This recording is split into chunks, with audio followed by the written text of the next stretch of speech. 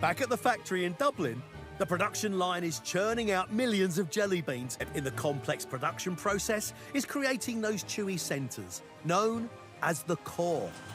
So this is where we turn our glucose syrup into our jelly. Here we have 4 stainless steel mixing tanks.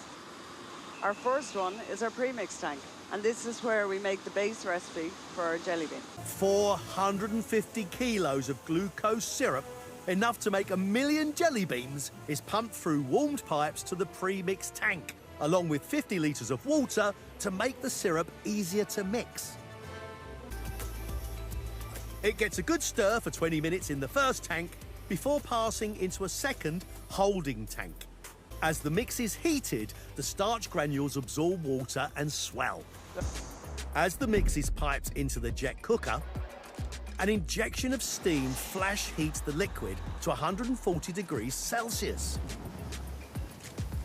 The intense heat ruptures the already swollen starch granules, releasing long chains of glucose molecules, which trap and slow down water molecules in a process called gelatinization.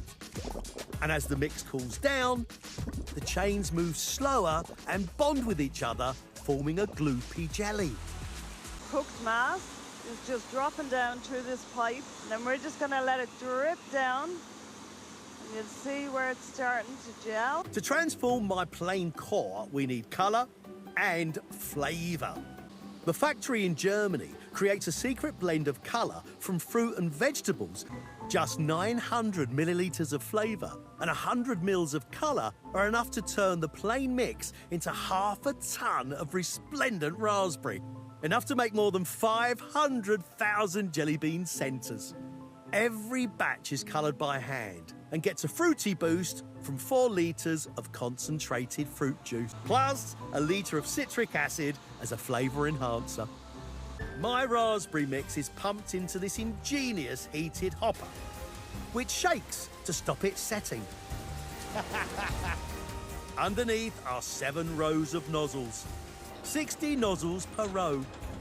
And in less than a second, they each deposit 1 gram of the mix into moulds below.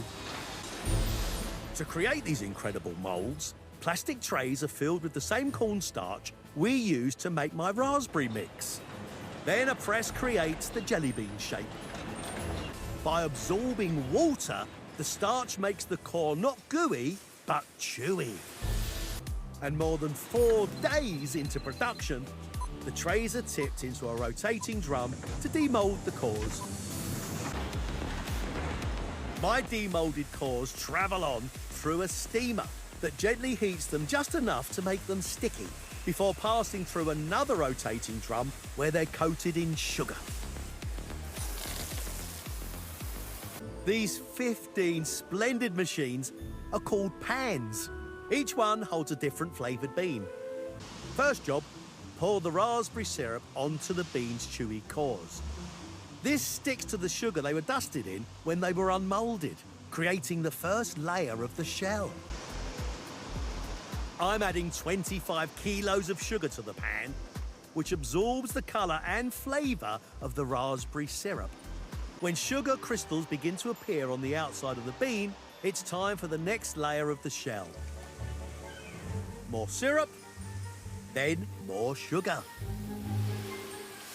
The whole process is repeated again until we've got 3 layers of sugar and syrup.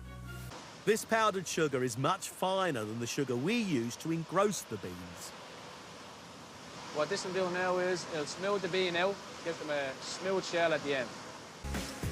Once the beans have their icing sugar coating, they're tipped into trays and left for another 3 whole days to dry. Then they're moved to the polishing room. First, they get another coating of the raspberry syrup. The warm sugar syrup dissolves the icing sugar, creating the final layer of the shell. So Marek can begin polishing.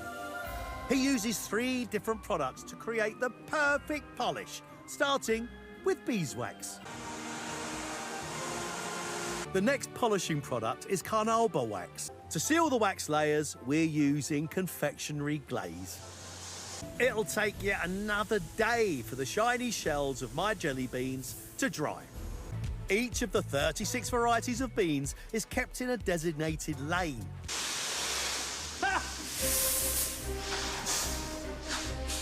From the mixing table, a ton of beans fall onto a conveyor belt which carries them to a grader, a giant spinning mesh drum which mixes all the flavours together.